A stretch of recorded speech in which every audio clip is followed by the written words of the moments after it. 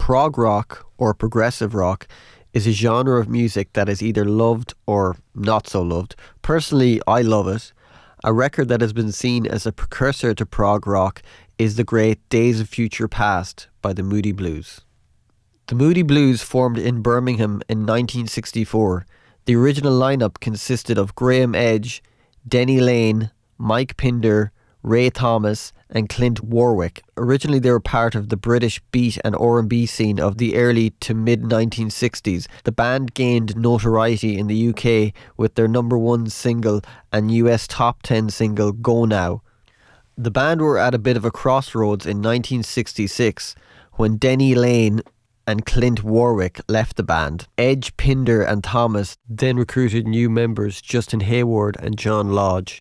John Lodge was a former bandmate and friend of Ray Thomas. Hayward at the time in 1966 had released two singles, London Is Behind Me / Day Must Come for Pi Records and I Can't Face the World / I'll Be Here Tomorrow for Parlophone. Soon after the release of his singles, Hayward wrote to Eric Burdon of The Animals and sent him some of his compositions. Burdon passed the songs on to Mike Pinder of the Moody Blues, who in the summer of 1966 recorded Hayward's Fly Me High at Decca Studios, engineered by Gus Duggan. Hayward said, "My purpose in coming to the band was that I might get my songs done by a good band. That was my rationale then, really. I didn't know the Moodies were even looking for somebody because I had written to Eric Burdon and sent my songs to him. The call from Mike came completely out of the blue. I had to sort of rethink things very quickly. I was happy to go along with it. I'm not sure, in truth, that any of the five of us were confident that it would last more than a few months. There was no master plan at the beginning or any plan at all. There was a promoter in Belgium who offered us some gigs and that was as far as we thought." One particular concert experience gave the band new resolve and drove them to make a clean break from their past musical style. Justin Hayward remembers, "We were getting dwindling crowds and decreasing money. It all came to a head when we did a show in Stockton during March 1967. We were so bad, a fan accosted us afterwards and told us we were the worst band he'd ever seen and we'd ruined the night for him and his wife, who'd paid £12 for a night out and seen the dreadful Moody Blues. On the way back in the van, Graham, who was asleep lying over the equipment at the back, suddenly woke up and said quietly, 'That guy was right, we are rubbish. It was the moment we ditched the R&B covers, got rid of our Moody Blues suits and decided to stand or fall by our own songs. What did we have to lose?' With the Moody Blues' new direction to stop playing covers and concentrate on their own writing, Lodge says, "We loved playing together. It was really good. It was exciting when it was our own songs. We weren't playing a song someone had written for us. So every part of every song we'd invented ourselves. We wanted to play each part exactly right and new, and like no one else had ever played that particular part of the song before. That was exciting about Days of Future Past, creating something that no one else had ever created before. That gave a great feeling." It was a case of, okay, we need some new material. So Justin had some songs written. I think we all had a few ideas, had a few things lingering over from my days writing with Denny. And we got an offer from a big fan in Belgium, right on the French-Belgian border. We thought we'd go over there and just write a stage show. We wanted to get on stage and play all our own music, get rid of all the suits, get rid of all the incumbents of who the Moody Blues were, who British rock was. We didn't want to know about any of that. We just wanted to go and make a stage show of Moody Blues music. There is a common misconception that when Decca Records came to the band and asked them to record Dvorak's Night Symphony, they wrote the music for Days of Future Past then. But the reality is, they already had material written for what would become Days of Future Past. According to Graham Edge, they had designed a stage show which was going to be 24 hours, daylight 12 and night 12. He said they already had songs such as Tuesday Afternoon, Nights in White Satin and Peak Hour. And according to John Lodge, it was a concept album about a day in the life of a man. Decca Records approached the band with the idea to record Dvorak's Ninth Symphony to highlight their new Duramic sound system. To launch the Duramic sound concept, Durham issued a series of 6 easy-listening orchestral pop albums in October 1967. The albums all included the word night in the title, i.e. strings in the night, brass in the night. Artists in the series included Gordon Franks, Peter Knight and Tony Osborne. Well, I'd worked on the so-called Dynamic Sound albums. We'd done about 5 or 6 orchestral albums, which Decca decided that they were going to have a kind of a new stereo sound as a marketing medium, and they got in musical arrangers to do instrumental tracks, middle-of-the-road orchestral stuff, but with this stereo that was kind of symmetrical. It wasn't mono, but it wasn't as widely spread. Peter Knight, who would go on to orchestrate and conduct Days of Future Past, saw the band play at the 100 Club, and he suggested to them, instead of recording Dvorak's Ninth Symphony, they should record their own music and intersperse orchestral music around their own songs. Peter Knight was an arranger, conductor and composer. Before working with the Moody Blues, he worked with many stars in light entertainment, including Petula Clark, Mary Wilde and Sammy Davis Jr. Knight would also go on to orchestrate and compose for film and TV. The recording of Days of Future Past was between the 8th of October and the 3rd of November 1967. It utilised Decca's Studio 1, where the control room was located upstairs from the live area, and was equipped with a 20-channel wraparound console, 15-inch tannoy monitors in Lockwood cabinets, and a Studer 4-track tape machine, as well as an Ampex half-inch 4-track tape machine. An instrument that was quite important in the new music development of the Moody Blues was the mellotron. As Lodge remembers, we sort of got together in 1966 when we were trying to find the right keyboard for Mike. We tried the piano and it wasn't really what we wanted in the sound. Then we tried a Hammond organ, a box organ, a Rhodes piano. We tried a Farfisa organ and that didn't work.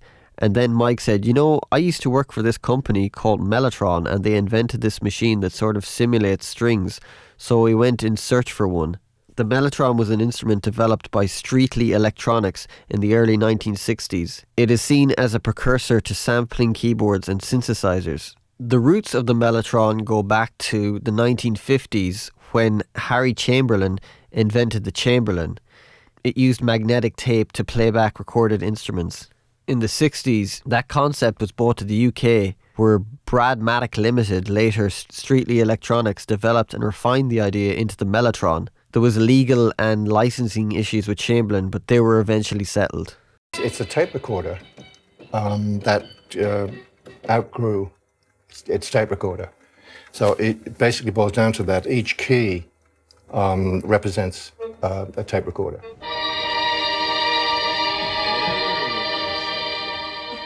But instead of it having 2 reels and it just goes to the end and it stops, it's actually looped.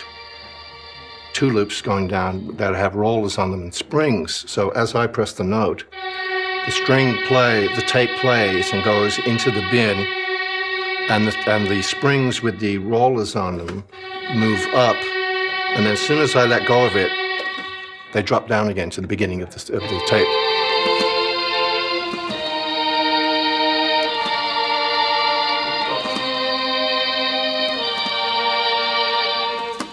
With regards to information on Mike's use and recording techniques used to record the album, there's not much out there, but there is information on how they recorded Nights in White Satin. So you could assume that they would probably use most of the microphones and most of the ways of miking things for the rest of the record. To record the drums, there was a ribbon mic directly above the snare, a couple of feet up. The engineer Varnals said, when speaking about rock drummers, they hit their cymbals louder, and if you had your ribbon mic high enough, you would pick up the entire kit without the cymbals overloading like they would on a condenser mic. A ribbon mic therefore worked far better, and so that's what I tended to use. Although for Nights in White Satin, I also had to use a spot mic of some kind, because at the beginning there was a little time marker where the cymbal was in time with the acoustic guitar.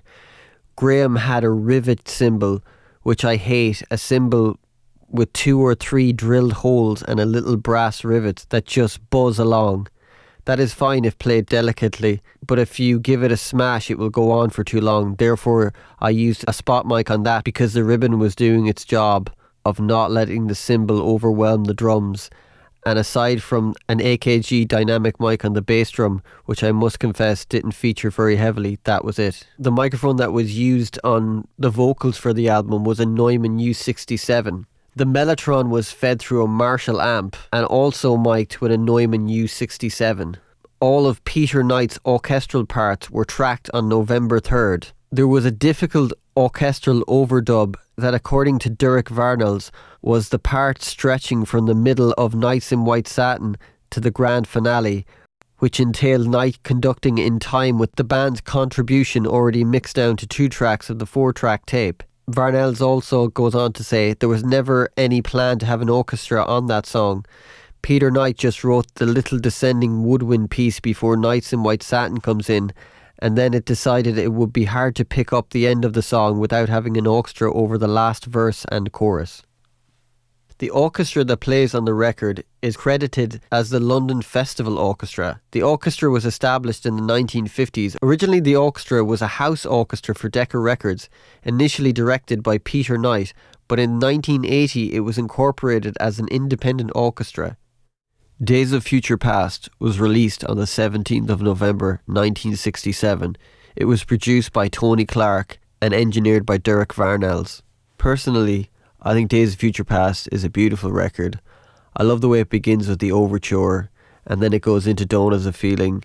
Good concept albums take the listener on a journey, and I think Days of Future Past does a great job of that. It has just such a lovely flow to it and vibe to it, and yeah, I just love this record, and if you haven't heard it, check it out.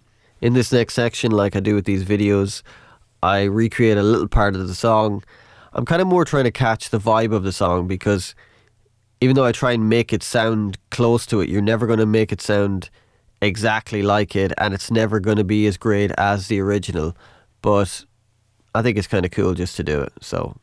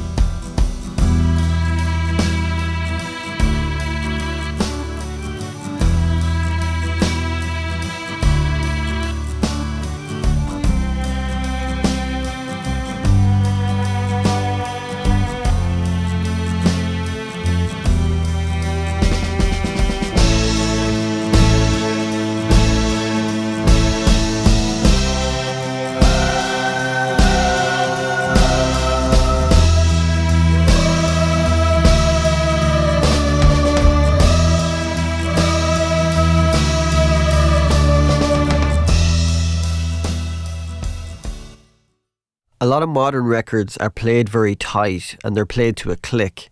And that's what I love about 60s records. They're not played to a click, so things speed up and things slow down. And the recording of Nights in White Satin is pretty loose, which I really like. So when I did the recreation, I tried to copy that looseness. So I did a few tempo changes within the recreation. On the master bus, first I have the Sunset Sound IK Multimedia plugin. And that's just to kind of put everything in the same room. As you can see by the settings, it's not like massively high with regards to the wet dial. But when you take it off, you notice a little bit of a difference. So it's just to put everything in the same room, because I don't have a big room and everything was recorded in Decca Studios. So that was a big room, you know. And then after that, I have an EQ, which you can see here. I'm just taking little bits and pieces out in places and just adding a little bit of top end, and then everything goes through my outboard tape saturation hardware. There's an effects return, which is again the Sunset Sound reverb, and it's a chamber reverb, so everything's been sent to that at different increments. For the drums, I used 2 microphones. I used an SM7B, which I just put about 6 foot up in the air and catch the whole drums, and then I used another mic on the kick, which is my U47 clone. There's also some drum samples added just to give a little weight, because I wasn't close micing anything. So as you can see by the EQ, I'm not doing too much. I'm just adding a little bit of mid-range and taking a little bit of the high end out.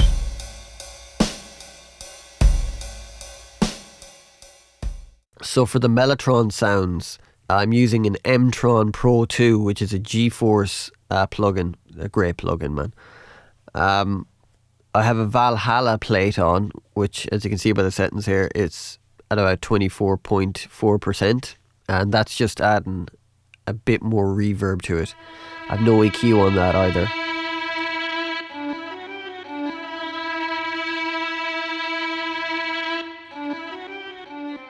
For the high-pitched vocals, I have a Valhalla plate on, which is at 51.6%. So for the high-pitched choir vocal thing, I recorded myself 8 times. Again, like everything, it's going through the effects return, which has a chamber reverb on it.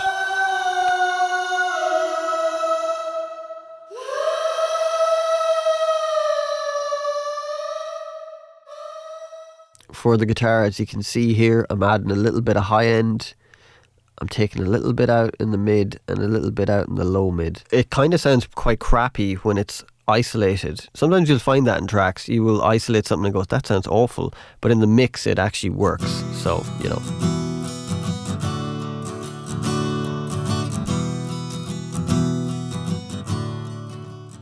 The bass was recorded through a DI. As you can see, I'm adding 9.32 dB at 1K. I'm adding 7.14 dB at 3.39K. And I've put a low pass filter at about, I think it's 20 Hertz.